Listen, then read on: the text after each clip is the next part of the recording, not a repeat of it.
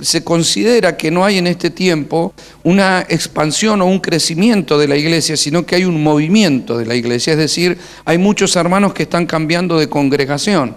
Entonces hay como un movimiento en las iglesias, no lo digo de aquí, me refiero en general. Muchas personas están como buscando algo y no saben qué, con una cierta disconformidad, y eso lo provoca el humanismo mismo, porque la gente procura encontrar algo en la iglesia que no se sabe bien qué es. Es decir, la gente quiere una iglesia a su medida, donde se sienta bien, donde contengan a sus hijos, donde sean ministrados, donde sean visitados, donde sean esto, donde sean aquello, donde a la gente le guste el lugar, donde le guste la música, donde le guste esto. O sea, la gente busca la iglesia como si fuera un restaurante, ¿no? Y la iglesia no tiene nada que ver con eso. La iglesia del primer siglo no se reunían en salones, no tenían equipos de audio, no había púlpito, o sea, se reunían en las casas, nada más, compartían la palabra, el pan, servían al Señor, predicaban el Evangelio. Y hoy la iglesia se ha convertido en otra cosa, ¿no? Entonces muchos persiguen su liderazgo y tener su lugar, y bueno, hay como una competencia, y yo creo que este parate es producido por el Señor, porque Dios está tratando de hablarle al corazón de la iglesia. Dios está advirtiendo a la iglesia de los tiempos que vivimos y alineando a la iglesia para que la iglesia pueda ser efectiva en estos últimos tiempos. La iglesia está como distraída, ¿no? Hay de manera global como un adormecimiento. No me refiero a que no haya ministerios, que de pronto algún ministro tenga un don de sanidad o genere eventos o campañas de sanidad. Esos son dones. O sea, la iglesia no ha logrado entrar en la dimensión donde la iglesia pueda manifestar el poder. ¿Ve? Entonces, manifestamos una parte. ¿Qué es una parte? Hace muchos años, yo se lo expliqué hace poco, se implementó a través de la religiosidad lo que son los ministros o la gente de plataforma y los laicos, que son la gente que no tiene un cargo ministerial. Eso fue muy malo, porque eso lo que hizo fue separar a la grey de la autoridad de la iglesia, como si las autoridades de la iglesia, los pastores, apóstoles, profetas, maestros, fueran seres superiores, que estuvieran más cerca de Dios, que son los que oran por los demás, sanan a los enfermos, libertan a los cautivos, te dicen lo que tienen que hacer, gobiernan tu vida. Y en realidad en el diseño de la iglesia de este tiempo y de este pacto no es así, somos todos iguales. O sea que algunos tenemos un cargo por causa de un orden para que podamos ser perfeccionados, pero eso ocurre en todos los órdenes de la vida. Dios es así, o sea, Jesús cumplió su ministerio bajo la autoridad del Padre, pero Él no dijo que entre nosotros teníamos que gobernarnos, sino buscar todos juntos la voluntad de Dios, y que los ministros, apóstoles, profetas, maestros, pastores o evangelistas estábamos para perfeccionar a los santos, para que todos podamos cumplir juntos la obra del ministerio, que es la edificación del cuerpo de Cristo. Es decir, para crecer, para que ya no seamos niños fluctuantes, sino que alcancemos toda la medida de la plenitud de la estatura de un varón perfecto. Eso lo dice Efesios capítulo 4. Entonces, cuando eso se perdió, se generó que mucha gente se vuelva dependiente de un pastor, de un apóstol, de un profeta para que me hable. Y eso es malo, porque mucha gente no activó su don. Es decir, la iglesia tiene que llegar a funcionar todos juntos, todos tenemos que funcionar. La gente de pronto mira a ver si fulano va a hacer algo o no lo va a hacer, pero en realidad acá todos tenemos dones. Usted puede tener un don de sanidad, o un don de liberación, o don de fe, o don de milagro, porque Dios no repartió los dones a los 5 ministerios, ¿no? Dios repartió los dones a la iglesia, al cuerpo de Cristo. Usted tiene dones, talentos y capacidades que yo no tengo. O sea, es como tus hijos que tienen dones, talentos y capacidades que vos no tenés, punto. ¿Ve? Todos tenemos cosas diferentes de Dios. El cuerpo de Cristo se manifiesta a través de todos, nosotros y los renacidos de otro lado. Entonces va a llegar el día en donde Dios va a ir alineando la iglesia para que la iglesia pueda explotar en lo sobrenatural, en el poder del reino, y como fue la iglesia del primer siglo. Es decir, la gente predicaba, los enfermos se sanaban, los cautivos se liberaban, pero no es que tenía que ir Pedro. No, si ahora te lo llamo a Pedro porque Pedro anda para sanar, sí que sana todo. ¿Qué tenés vos? No, eso para Pedro. No, era la gente.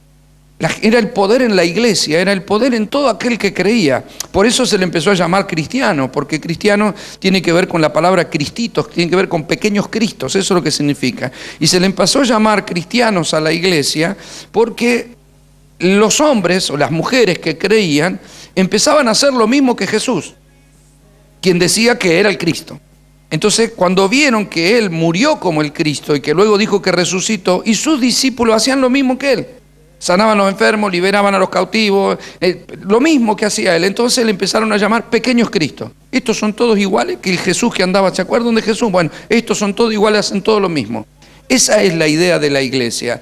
La iglesia no es 4 o 5 hombres y alguno que se vuelva famoso y aquel que lindo que predica y el otro como sana enfermo y aquel que poder que unción tiene, lo tocó, lo oró y se cayó. No, la iglesia tiene que Dios, es decir, Dios quiere llevarla a una dimensión donde todos funcionemos en nuestras capacidades en Cristo Jesús. Dones, talentos, capacidades, virtudes que están en cada uno de nosotros. Mientras que haya una separación, y mientras que haya algunos que pretendan enseñorearse por esa separación, que le hagan pensar al pueblo que ellos están más cerca de Dios, que son mejores que los demás, o que usted me necesita a mí, venga que yo lo toco, ¿ve? De eso, que eso genera una dependencia. Usted tiene necesidad, vení que yo te toco, yo tengo unción, yo te veo. Entonces eso genera una dependencia. No, yo no te quiero decir eso, yo te quiero decir, vos tenés lo mismo que tengo yo. Se te tiene que activar igual, vos tenés lo mismo, tenés otra cosa que yo no tengo siquiera, así que puede que vos tengas que orar por mí. Acá no hay el super, no, hay personas más maduras o menos maduras para impartirle a otra persona. ¿Ve? Nada más, pero somos todos hermanos en Cristo que vamos creciendo hasta alcanzar la estatura, la medida de la plenitud y poder manifestar lo que Dios quiere manifestar en el mundo. Entonces, ¿qué hace Dios? Es como que ha frenado a la iglesia en cierto mover para que la iglesia no brille por algunos ministerios individuales, personales, porque eso llegó incluso a ser algunos famosos, ¿no? O sea, algunas personas son... yo recuerdo cuando vino una profeta del sur que se metió al baño y no pudo salir del baño porque la rodearon todos, que la querían tocar, tuvieron que sacarla con custodia, con cadena humana. O sea, ¿qué te pasa? O sea, ¿eso qué significa? Que hay una idolatría ahí, que piensan que esa mujer es, wow, no, a mí si me toca fulano de tal, yo lo vi en la televisión. Amado, televisión o no televisión, somos todos iguales, es la misma unción. O sea, no te dejes engañar, no pienses que alguien tiene algo. Una persona puede tener un don, pero es como un cantante, ¿o no? Una persona puede cantar linda, pero todos adoramos. Y no, pero ese como canta bien, admiralo, pero no te pienses que es mejor, que está más cerca de Dios, que es más adorador que vos. Usted adora igual que el mejor cantante más famoso que sacó todos los discos, no importa que sea desafinado, porque la adoración no tiene que ver con cuántos discos grabaste, la adoración tiene que ver con tu corazón, enamorado de Dios, que puede expresar de diferentes maneras, una de ellas es la canción. Entonces vos podés ser desafinado, pero adorar a Dios con tu silencio, con tu trabajo, con tu vida, con tu casa, con tus cosas, porque sos un adorador. Pero si alguien te hace pensar que adorador es grabar un disco y hacer recitales y vamos ahí porque ese adorador, wow, ese me vuela la cabeza. Un adorador no está para volarle la cabeza a otra persona. Un adorador no está para ministrar al pueblo, ojo. Los adoradores estamos para ministrar a Dios. No, porque los levitas tienen, yo he escuchado en las iglesias, los levitas tienen que ministrar al pueblo. No, usted no tiene que ministrarme a mí, usted lo tiene que ministrar a Dios. Y el que canta tiene que ministrar a Dios. Y todos tenemos que ministrar a Dios. Y los levitas tenemos que dejar de decir levitas a los músicos, porque en realidad en el nuevo pacto no hay tal cosa. Los levitas terminaron en maldición, pertenecen al antiguo pacto, y en el nuevo pacto no hay ministros de alabanza, hay ministros de Dios. Todos somos ministros de la reconciliación, todos somos embajadores de Cristo, todos somos adoradores, todos somos gente de oración, todos somos hijos, todos tenemos, todos. Acá no hay nadie, ¿me está comprendiendo, amado? Entonces Dios está queriendo que toda su iglesia tenga un despertar a esas dimensiones donde la iglesia pueda funcionar en el poder, donde los jóvenes se vayan a la escuela y los mismos compañeros no solo reciban la palabra, sino que terminen recibiendo una impartición del Espíritu y empiecen a hablar en lengua, empiecen a ser sanados, que las personas en su trabajo impartan. Así era la iglesia del primer siglo. No los podían frenar. Porque un joven se juntaba con otro joven y los dejaba todos patinando, hablando en lengua, llenos del Espíritu, adorando a Dios, siguiendo a Cristo. O sea, todos tendríamos que tener eso. Eso lo hace la unción del Espíritu Santo. Eso no lo hace tu capacidad de oratoria, eso no lo hace tu capacidad de convencer a nadie, ni siquiera tus virtudes personales, almáticas o intelectuales. Eso lo hace la unción del Espíritu, es Dios. Usted es un miembro del cuerpo de Cristo. El Espíritu de Dios está dentro suyo. Es el que va a hacer la obra, es el que va a poner palabra en su boca, es el que va a tocar corazones, es el que va a sanar enfermos, es el que va a liberar cautivos. Usted es un portador de la gloria de Dios. A donde usted va, la presencia de Dios va con usted. Usted tiene que darse una trascendencia que esa predicación de que el ministro fulano de tal y la gente no ha permitido que la gente tenga esa revelación, ha abortado ese deseo de las personas. Todos tenemos que funcionar. Hemos pensado que la iglesia es el salón, es la reunión, voy a la iglesia, no voy a la iglesia. La iglesia tiene que llegar a trascender el salón de reunión. Está bien que nos reunamos, pero la iglesia somos nosotros porque somos portadores de la presencia del Señor en nuestra vida. Somos canales para que otros puedan beber, somos canales del río de Dios. Nosotros tenemos el pan de vida para que los hambrientos puedan comer. En estos últimos tiempos dice que va a haber hambre, pero no hambre de pan, sino de la palabra de Dios. Y usted es portador de la palabra, porque Cristo es la palabra y usted lo tiene en su corazón. Eso no implica saber muchos versículos, eso decirle a una persona hambrienta, desorientada, triste, angustiada, sin esperanza, decirle Cristo te ama.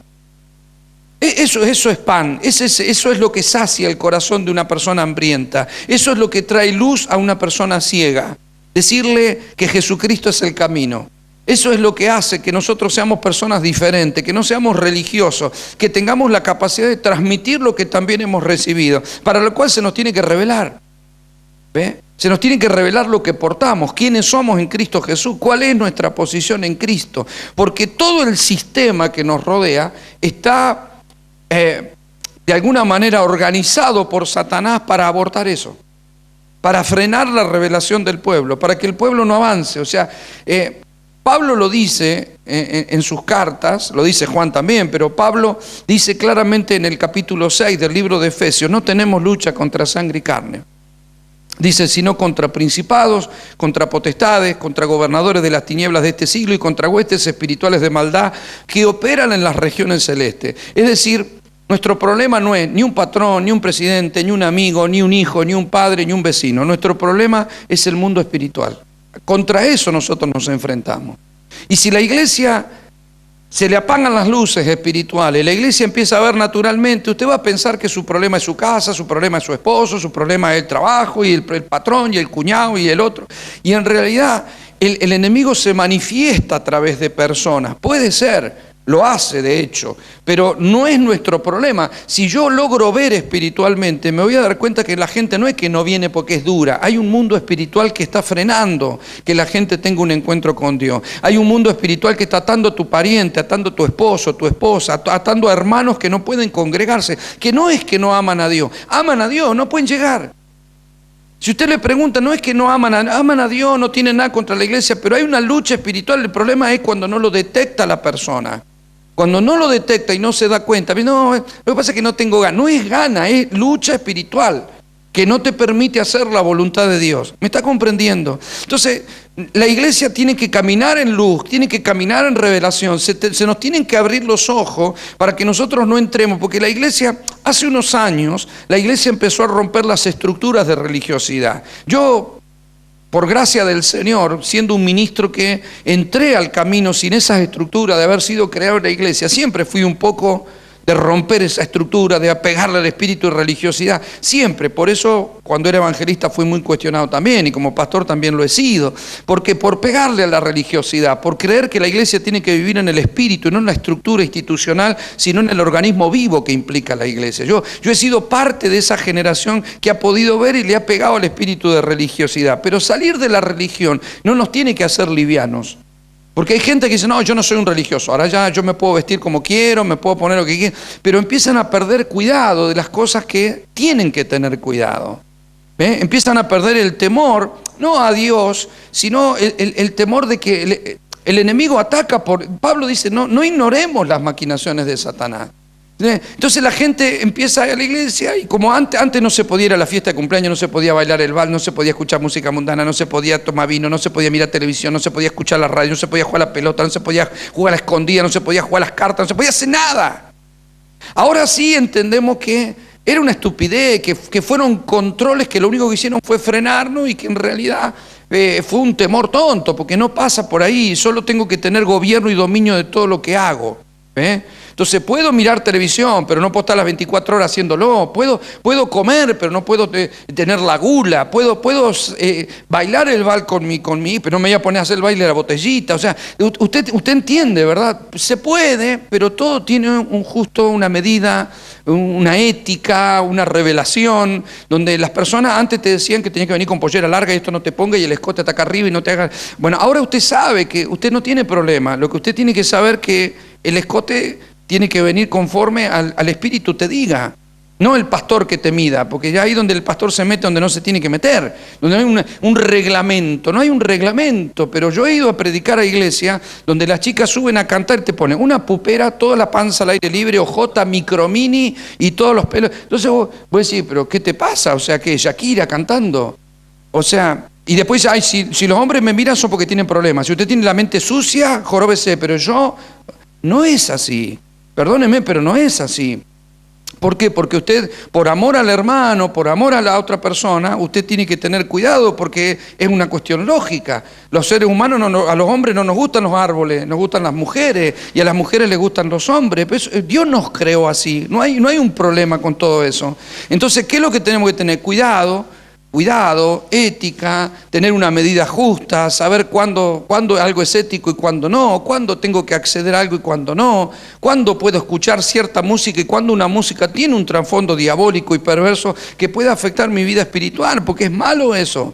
Hay música directamente consagrada a Satanás, hay música que directamente usted la ve que está bajo la influencia, que es alabanza al diablo directamente. Entonces, y hay música que le puede cantar al amor, que por ahí se zarpa un poquito con alguna letra, pero usted con cierta medida no va a andar con no, yo eso no es con miedo, es con cuidado. Y usted tiene que saber esto sí, hasta acá no. ¿Me está comprendiendo, iglesia preciosa? Entonces, la iglesia no tiene que tener temor, pero el hecho de salir de esa estructura religiosa hizo que muchas personas se liberó, pero mal. ¿Ves? Se liberan mal. Y eso es como alguien que estaba bajo control y que cuando le sueltan la cadena sale desesperado. Yo me acuerdo cuando fuimos a un cumpleaños, ¿te acordás que estábamos en un cumpleaños? Eso fue tremendo, ¿no? Porque estábamos en un cumpleaños allí en el salón de fiesta y estábamos todos bien, la música tranqui, así una música muy suavecita, muy tranqui, ¿no? Entonces estábamos comiendo, charlando, estaban todos los hermanos, que sí que un porcentaje de los que están acá estaban presentes. Y estábamos ahí en un momento determinado, al otro día teníamos reunión a la mañana, le digo a mi esposa, vamos, no, le digo, porque ya era tarde, como las 12 de la noche, le digo, vamos, no, y ya está la fiesta, ¿no? Sí, la fiesta, como estamos acá comiendo con música de fondo tranquila, ¿no? Entonces nos fuimos, nos despedimos, chao pastores, nos despedimos a todos para el cumpleaños y nos fuimos, ¿no? Cuando estábamos saliendo, era en la guardería ya, cuando estábamos saliendo de la guardería, no llegamos a la vereda, donde vimos que la música cambió y subió el volumen así de la música, ¿no? Como que... Entonces yo me volví, le digo, ¿qué pasó? Dije yo acá, ¿no es cierto? Esto es, no sé, porque que nos estaban esperando que nos vayamos, ¿no? Entonces nos asomamos en el vidrio y estaban las hermanas. Se había armado una bataola, no nos dejaron llegar a la vereda. Entonces nosotros, digo, vení acá, estuvimos mirando un rato, ¿no es cierto? Y después comentábamos y decíamos, estos estaban esperando que nosotros nos vayamos. Digo, qué feo, ¿no es cierto? Estaban todos, nos vamos y se les soltó la cadena. Y ahí agarraron, y hermano, las hermanas que estaban así, ¿no? Todo, de pronto las caderas ¿no es cierto? Ahí sí que se les soltó las caderas y las cadenas, ¿no? Entonces, ¿cuál es el problema? El problema es que eso no está bien. O sea, si yo estoy, te portás de una manera, pero si yo no estoy, me libero y me porto de otra manera. O sea, el cristiano tiene que tener revelación. A mí me pareció totalmente gracioso. Al otro día no dijimos nada, los cargamos nada más, no tengo problema con eso. Pero no está bien, porque eso quiere decir que yo voy a actuar de una manera delante tuyo, pero si vos no estás, me zarpo. En el hablar, en lo que digo, en lo que hago. No tiene, porque eso es hipocresía. Nosotros tenemos que saber estar bien con el Señor y todo lo que hagamos tengamos la convicción en nuestro corazón si está bien o está mal. No es porque y no me dejan en la iglesia a mí bailar. No se trata que te dejen en la iglesia. Deja que el Espíritu Santo te guíe a lo que está bien y a lo que no está bien. No me toca a mí decir algunas cosas. Yo no me corresponde a mí. ¿Me está comprendiendo, amado? Entonces, la iglesia, al romper una estructura, se liberó, y en algunos casos se liberó mal, perdiendo de vista o perdiendo la visión espiritual para saber cómo opera el enemigo. Y que el enemigo muchas veces, esto es sin entrar en mística ni en misticismo, se manifiesta a través de personas, a través de músicas, a través de situaciones, a través de diversas cosas. Y ahí es donde usted lo tiene que identificar. Entonces, yo no ando viendo demonios por todos lados, pero que los hay, los hay. Y usted tiene que saber cuándo hay una operación demoníaca detrás de eso, porque cuando usted mira la sociedad, usted ve que se está destruyendo el diseño de Dios como familia, como matrimonio, el género igualitario, el problema del aborto, el derecho de las mujeres que se torna algo diabólico, no porque no tengan derecho, por la forma en la que están haciendo y las cosas que están reclamando. O sea, la forma barata en la que están haciendo las cosas, diabólica, perversa. O sea, todo eso que está destruyendo un diseño que es divino, si usted no ve demonios operando detrás de eso, entonces ¿qué? ¿Eh? Si no vemos espíritu operando, ¿qué son las personas? No, usted tiene que saber que detrás de todo eso hay una operación demoníaca. Y estamos en los últimos tiempos, sí. Daniel dijo que en los últimos tiempos la ciencia aumentaría de golpe. ¿Usted lo ha visto a eso?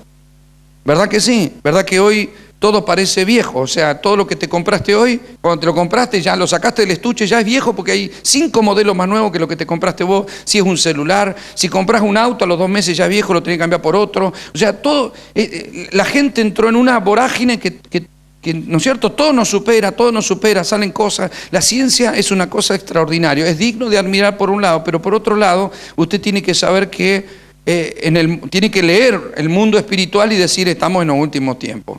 Cuando usted mira cómo está el planeta y todo lo que está provocando desajustes climáticos, donde el verano parece invierno, el invierno parece verano, donde llueve y hay tormentas que vuelan árboles y granizo como pelotas de tenis, y, o sea, todo eso no es normal, amado.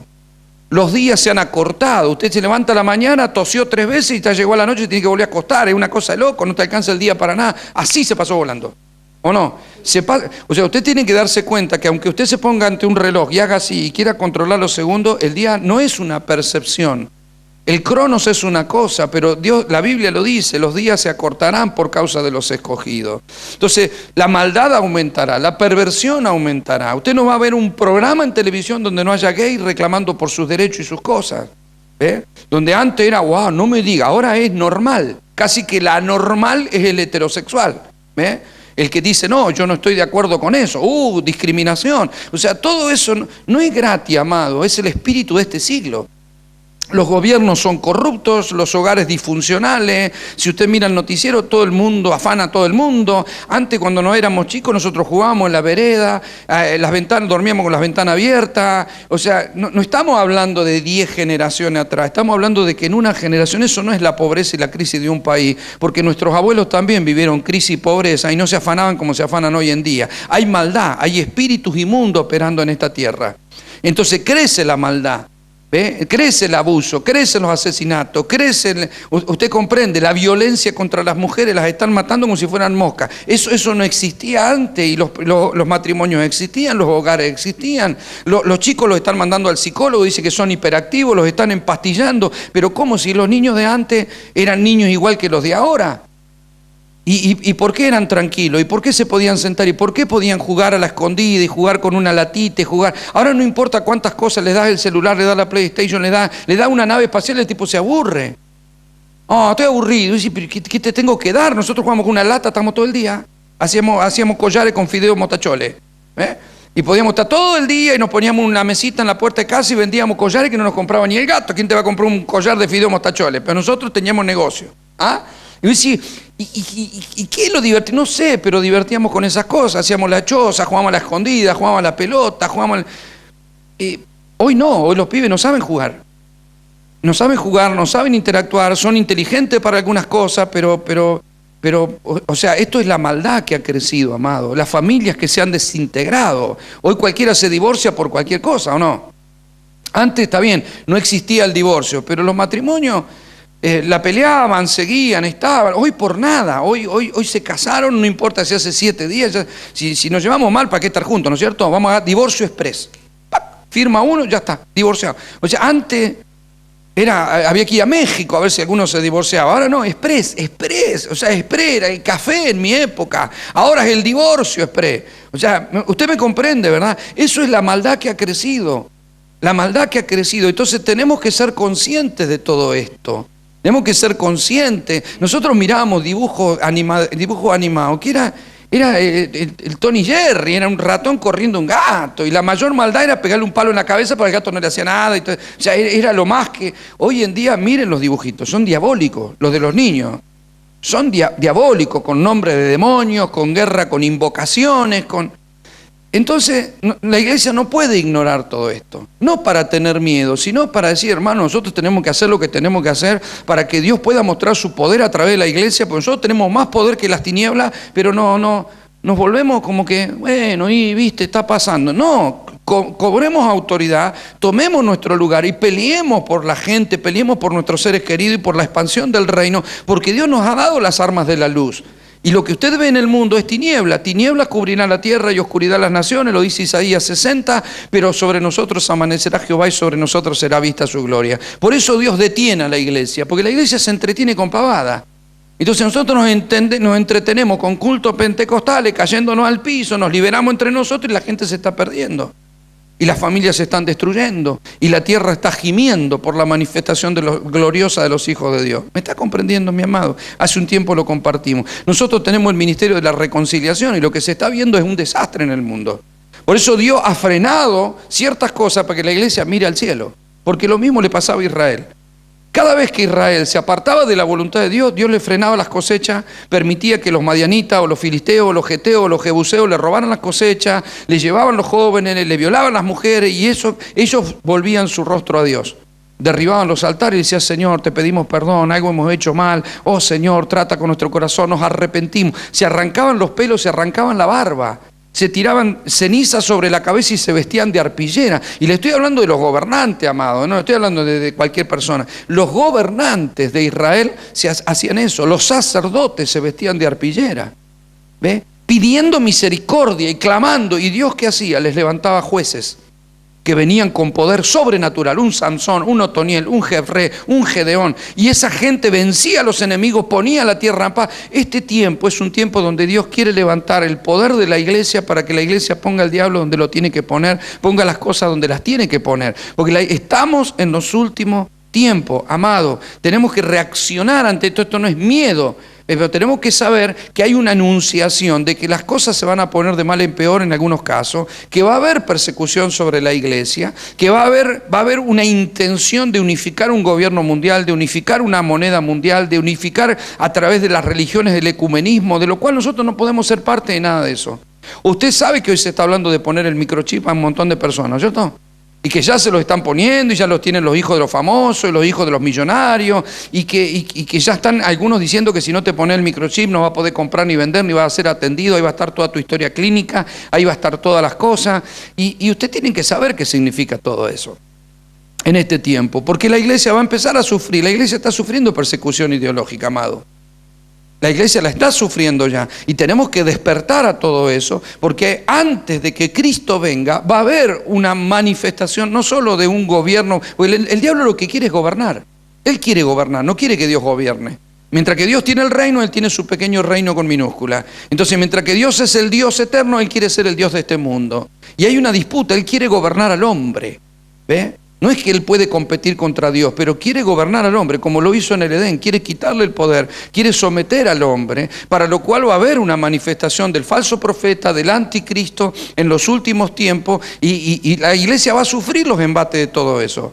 Entonces debemos prepararnos, amado, para los tiempos que nosotros estamos viviendo, que nuestra vida espiritual no sea afectada por todo eso, que nuestras familias puedan estar libres de todas esas situaciones. Quiero que me acompañe a través de la Escritura, ¿no? Esto es la introducción a una serie de mensajes, así que solo voy a ir hasta donde pueda, pero acompáñeme a 2 de Tesalonicenses capítulo 2.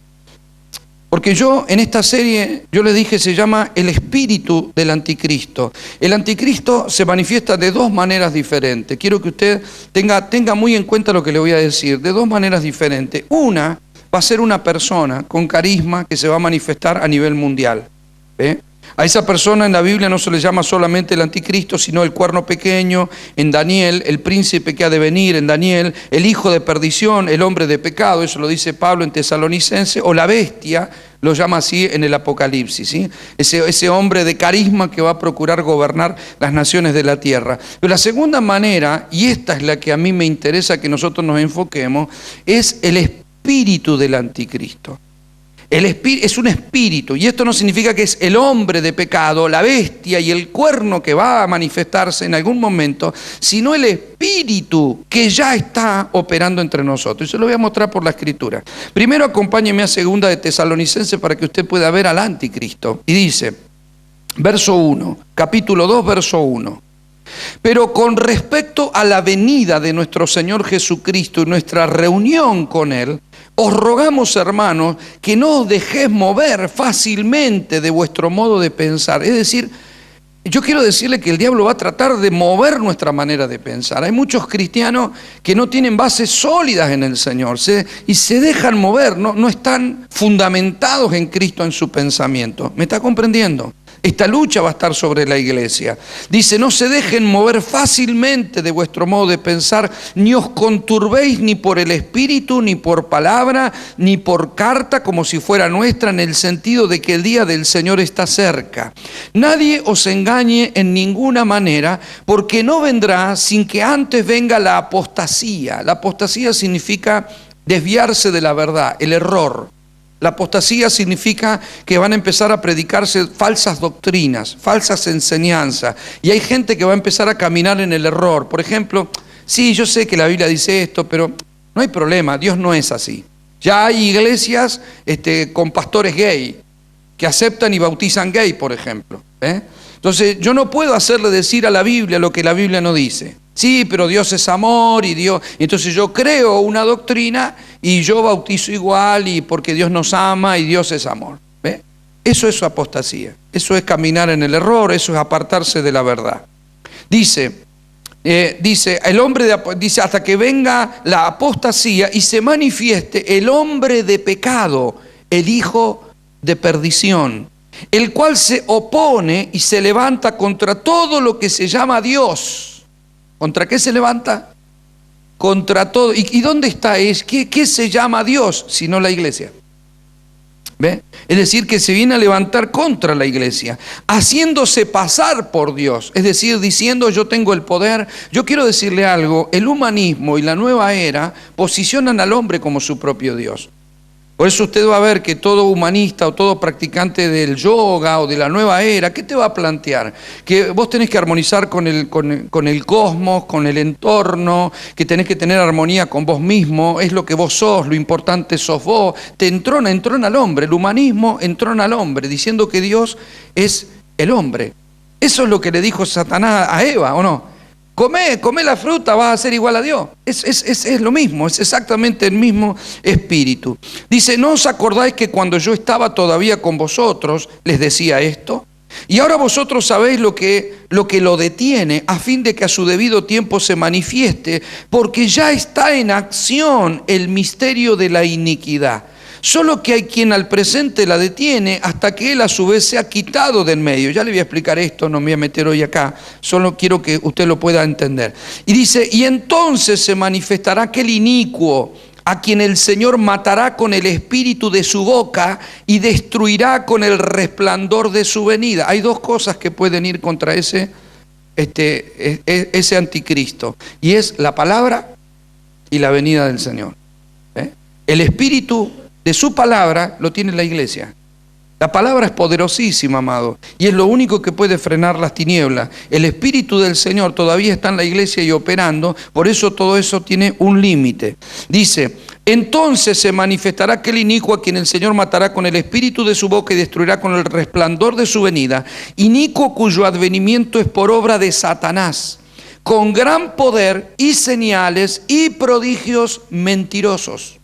Es decir, va a sanar, va a liberar, va a hacer cosas buenas. La gente le va a admirar, pero son prodigios y señales mentirosas. Son mentirosas. Dice, escuche bien, verso 10, y con todo engaño de iniquidad para que los que se pierden, por cuanto no recibieron el amor de la verdad para ser salvos. Por eso Dios les envía un poder engañoso para que crean la mentira, a fin de que sean condenados todos los que no creyeron a la verdad, sino que se complacieron en la injusticia. Yo solo quiero presentarle las Escrituras y quiero que me acompañe a Primera de Juan. Ya me voy a meter ahí en el resto de la serie, voy a volver a ese pasaje. No se desespere por entenderlo todo, pero sí para que vayamos viendo a grandes rasgos el diseño de Dios, la estructura del diseño de los últimos tiempos. Primera de Juan, capítulo 4, por favor, versículo 2. Dice la palabra del Señor. Acá ya no vamos a ver al hombre del pecado o al inicuo, sino a su espíritu. Mire lo que dice. Primera de Juan 4:2. En esto conoced al Espíritu de Dios. Todo espíritu que confiesa que Jesucristo ha venido en carne es de Dios. Y todo espíritu que no confiesa que Jesucristo ha venido en carne no es de Dios. Y este es el espíritu del anticristo, el cual vosotros habéis oído que viene y que ahora ya está en el mundo. Diga conmigo, ya está en el mundo. Hijitos, vosotros sois de Dios y los habéis vencido, porque mayor es el que está en vosotros que el que está en el mundo. Amén. Yo quiero que usted pueda comprender esto. Mire, para que usted vea cómo funciona esto y usted va a descubrir por qué es tan importante que nosotros lo entendamos, porque el espíritu del anticristo no está lejos, ni va a venir, ya está. Estaba en la iglesia del primer siglo, esto lo escribió Juan. Esto no fue escrito hoy, no se lo escribí yo, esto lo escribieron los apóstoles, porque en la iglesia del primer siglo ya estaba el espíritu del anticristo. No se había manifestado el inicuo, el hombre de pecado, pero ya está el espíritu. Igual que Dios, o sea, Él es un imitador de Dios. Usted en el antiguo pacto va a encontrar la unción de Dios, que es el espíritu de Dios, ordenando al mundo. Dice que el espíritu de Dios se movía trayendo luz y ordenando al mundo. Lo ve al espíritu de Dios en el arca de Noé, en la vida de Abraham, en el manto de Elías, en la vara de Moisés. O sea, usted ve la manifestación o no del Espíritu Santo en el antiguo pacto. Pero un día vino Cristo, nació Cristo. De la misma manera, el espíritu de Satanás, el espíritu del anticristo, ya está operando en el mundo. Solamente que un día se va a manifestar el hombre de pecado y el falso profeta. Y eso va a desatar el caos mundial, pero la venida del Señor. ¿Me está siguiendo hasta acá? Ahora escuche. ¿Cómo se manifiesta este espíritu del anticristo? Algunas Biblias lo marcan en diferencia con mayúscula o con minúscula. Minúscula al espíritu del anticristo y mayúscula a la persona del anticristo. Pero escuche bien. El espíritu del anti significa contra. Anti significa contra. Y quiero que usted mire cómo se forma la palabra. Y esto nos va a dar entendimiento. ¿Anti qué? Anticristo. Cristo significa unción. Cristo significa Mayá, el Mesías, el ungido. Según el hebreo o según el griego, significa el ungido. Jesús era el nombre que se le puso. Jesús significa Jesús salva, Dios salva. Jesús es un nombre común, como José, Carlos, Pedro u Osvaldo. Se le puso Jesús al niño que había nacido, ¿sí? Se llamó Jesús. Pero era Jesús Cristo, porque era Jesús el Cristo. O Cristo Jesús, el ungido. Cristo significa el ungido. La gente no tenía problema con que Jesús era Jesús. Nadie tuvo problema con eso. Tenían problemas con que él diga que él era el Cristo, que él era el ungido del Señor. Porque el ungido del Señor había sido profetizado durante miles de años. ¿Me está comprendiendo? Porque el ungido iba a ser rey, el ungido iba a gobernar, el ungido sanaba, el ungido tenía poder, el ungido... O sea, el problema era el Cristo. Ustedes recuerdan cuando Jesús junta a los discípulos y les pregunta quién dice la gente que yo soy, y Pedro dice, tú eres el Cristo. Entonces todo el mundo sabía que él era Jesús, todo el mundo lo conocía por Jesús. Pero a Pedro se le reveló lo que estaba en él. ¿Ve? ¿Se acuerda que Jesús dijo, el Espíritu del Señor está sobre mí? El Espíritu es la unción. El Espíritu del Señor está sobre mí por cuanto me ha ungido el Padre. ¿Ve? Unción, la unción está en mí. En mí está el Cristo. Usted puede ver a Osvaldo, pero dentro mío está el Cristo. A usted se le puede revelar el Cristo o se le revela Osvaldo. Cuando usted se mira en el espejo, usted se ve a usted mismo o usted puede tener revelación del Cristo que opera en usted. Por eso somos cristiano. Ahí está la unción otra vez. ¿Me está comprendiendo, iglesia preciosa? La iglesia es el cuerpo de Cristo, no es el cuerpo de Jesús. ¿Ve? ¿Cuál es la diferencia? Que Jesús está a la diestra del Padre. Nosotros somos el cuerpo de Cristo, el cuerpo de la unción, el cuerpo espiritual del Señor, que el Espíritu de Dios, que es el Espíritu Santo, se manifiesta en nosotros. El Espíritu que operó en Él ahora opera en cada uno de nosotros, porque ahora somos el cuerpo por medio del cual Él se manifiesta. Antes se manifestó en Jesús. Jesús sanaba, Jesús liberaba, Jesús hablaba.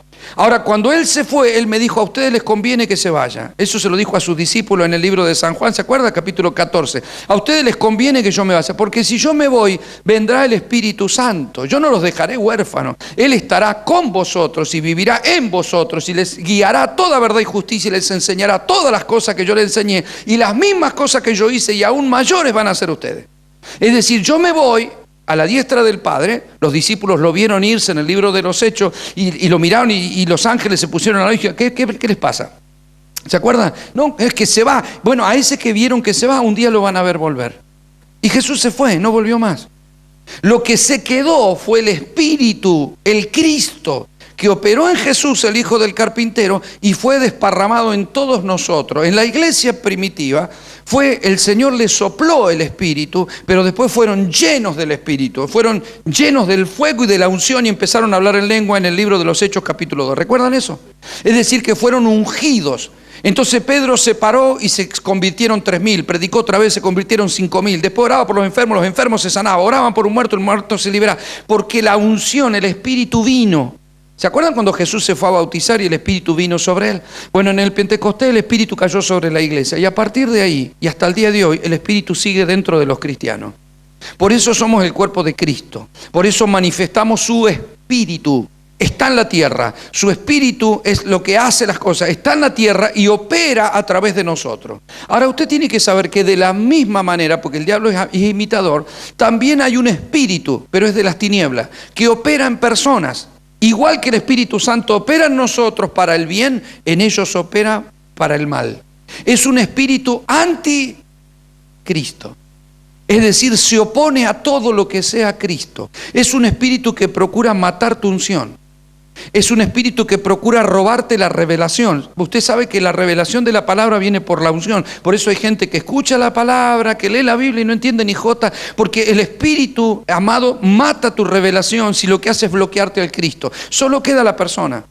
Solo queda el hermanito, va a la iglesia, tiene Biblia, es bueno, pero perdió la unción. Y lo que nos hace diferente a nosotros es la unción. Hay un espíritu operando para chupar la unción de la iglesia, para que la iglesia no funcione en la unción. Hay un espíritu de anticristo, es decir, me opongo a lo que sea Cristo. Yo no quiero que salga Cristo, no me importa Osvaldo. No me importa Claudia, no me importa Nadina, no me importa Candela, no me importa... O sea, al diablo no tiene problema contra vos, de la misma manera que vos no tenés problema contra sangre y carne. Él dice, yo no tengo problema con vos, pero yo quiero matar al Cristo que está dentro tuyo. O sea, yo quiero que el Cristo que está dentro tuyo no se manifieste. ¿Por qué lo mataron a Jesús en la cruz? Porque Jesús dijo que Él era el Cristo. No lo mataron por ser carpintero. Él no dijo, no, yo soy carpintero. ¿Cómo? ¿Que haces mesitas de luz? No, hay que matar. No le dijeron. ¿Sabe cuándo lo quisieron matar? Cuando Él dijo que era el Cristo.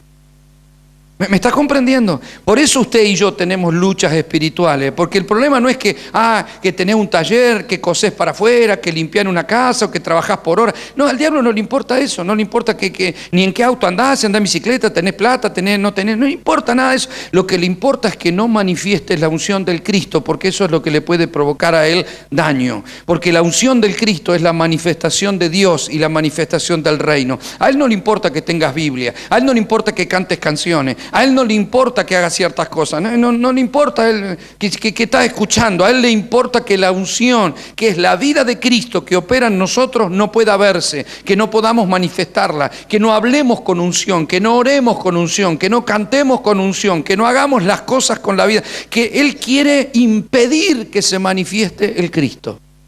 Él te puede tener 30 años en la carpintería, no le importa. Es más, te va a prosperar. Porque al diablo no le importa que vos prosperes. ¿Y cómo es prosperado en la carpintería? Y dice, sí, dice el diablo, qué bueno, yo te voy a ayudar un poco. Con tal de que no manifiestes al Cristo, seguís siendo carpintero. ¿Me está comprendiendo? Al diablo no le importa que nos juntemos acá los martes y los jueves, cantemos canciones, leamos la Biblia, qué lindo que estuvo el culto. Al diablo no le importa eso. A lo que le importa es que nosotros no manifestemos al Cristo que está dentro nuestro. Amado, todo lo que se levanta en las tinieblas, brujos, hechiceros, curanderos y el hombre fuerte que era, aquel que se levanta cada tanto haciendo cosas contra la iglesia, ese lo único que procura es que no se manifieste la unción. No tiene problema con nosotros. ¿Me está comprendiendo? Cuando te ve en la calle no te sienta que el diablo... No tiene problema con vos el diablo. Tiene problema con Cristo. Tiene problema con la unción que portamos. El diablo no tenía problema con Eva. Nunca la atacó a Eva, nunca le dijo, Eva, te voy a ahorcar. No tengo problema con vos. Lo que yo quiero es que vos pierdas esa gloria que te está cubriendo. ¿Por qué no te comes la fruta? Yo te doy la fruta, comé la fruta, te va a hacer bien. O sea, él lo único que trata de hacer es matar la gloria que había en ella, la eternidad que había en ella, la bendición que había en ella, porque eso era lo que lo hacía diferente. ¿Me está comprendiendo lo que le digo? El diablo no es el que te va a robar la billetera, eso es la yapa para hacerte sentir mal un rato. Él lo que quiere es robarte la unción, porque sabe que si te roba la unción te roba todo. Una iglesia sin unción es solamente gente que se junta, que escucha una palabra, que canta un poco y se va a su casa. La única y la gran diferencia que nosotros tenemos en esta tierra y en esta ciudad y fuera de todo espíritu de religiosidad es operar en la dimensión de la unción del Señor, para que Dios pueda manifestarse con poder. Y eso es lo que el diablo no quiere hacer. Al diablo trata de frenar a un cristiano cuando empieza a congregarse, cuando está ayunando, cuando está consagrado, cuando le empieza a generar problemas en la familia, problemas en la casa, problemas con los hijos, pero él no tiene problema contra vos. No es que te quiera hacer infeliz. No. Lo que quiere es que vos te distraigas de la unción, que dejes de orar, que te desenfoques, enfocate en tu problema. Te va a mostrar o te va a dar cosas que te gustan o te va a provocar dolores. No le importa a él. Él te puede desenfocar con plata, te va a tratar de dar plata. Si te puedo desenfocar con algo que te guste, yo te lo doy. Dice, no tengo problema. Por eso que no tiene problema con tu felicidad, tiene problema con tu unción. ¿Me está comprendiendo, iglesia preciosa? Ese es el espíritu del anticristo. Es todo lo que el diablo, toda artimaña de Satanás a través del mundo espiritual para frenar la unción de la iglesia de Cristo. Por eso Dios nos advierte, y es bueno que nos diga esto, porque esto quiere decir que Dios está pensando fluir a través de nosotros y alertarnos para que el enemigo no pueda frenar todo lo que él quiere hacer con nuestra iglesia. ¿Me está comprendiendo, amado? Póngase de pie, por favor. Vamos a orar al Señor. Yo le ruego que usted me dé tiempo en esta serie de mensajes. No es un tema al que se pueda entrar fácilmente, pero sí es un tema que es muy importante, porque la unción tiene que ver con todo, mi amado. Entonces usted puede tener un problema en su casa, en su familia, en su matrimonio, y yo lo entiendo. Yo te puedo decir, ánimo hermano, gloria, ánimo. Y está bien, pero si yo te alerto de ciertas cosas, vas a ver la operación de las tinieblas y te vas a dar cuenta que el diablo lo que hace es robarte el potencial y lo que hace la diferencia. Te deja como un ser humano nomás, entonces peleas con tu propia fuerza. Tratás de resolver y se te complica cada vez más, y te metés en un rollo, y te enfermás, y te enojás, y peleás, y destruís. No tuviste ningún resultado porque el poder de la iglesia no está en nosotros como personas, está en la unción que portamos, fluyendo a través de nosotros. ¿Me está comprendiendo, amado? Es la sabiduría de Dios, es la visión de Dios, es el amor de Dios, es la paz de Dios, es el gozo de Dios, es el poder de Dios, son los dones de Dios. Si el diablo bloquea eso y quedaste pensando con tu cerebrito nomás, yo no sé, tengo una idea, y nuestras ideas son limitadas porque nos bloquea la mente de Cristo. Nos bloquea el amor, perdemos la paciencia, somos capaces de maldecir, de decir cualquier cosa, de enojarnos, de pelear, de destruir. No quiero, basta. No. ¿Por qué pasa eso? Porque te bloquea la unción. Mire a usted una persona que está metida en las cosas del Señor y cambia todo. Su manera de ver, su opinión, su carácter, su amor. Déjalo, no importa. Ya, ¿no es cierto? Mire usted una persona que está media carnal, no es mala, solamente se le bloquea la unción. Entonces, ¿cuál es su...? Y se cambia la manera, cambia el vocabulario, cambia la visión, cambia la palabra, cambia las ideas, ¿no? Hay que matarlo, porque cambia todo, cambia todo nuestro punto de vista. Entonces nos volvemos destructivos y eso es lo que el diablo quiere. ¿Me está comprendiendo, iglesia preciosa? Lo que hace una diferencia en nosotros es la unción del Espíritu Santo. Nada más.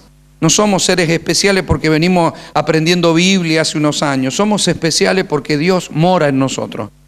Porque nos ha conectado con la mente de Cristo, nos ha dado su Espíritu para que podamos hacer lo que antes no podíamos. Pero todo lo puedo en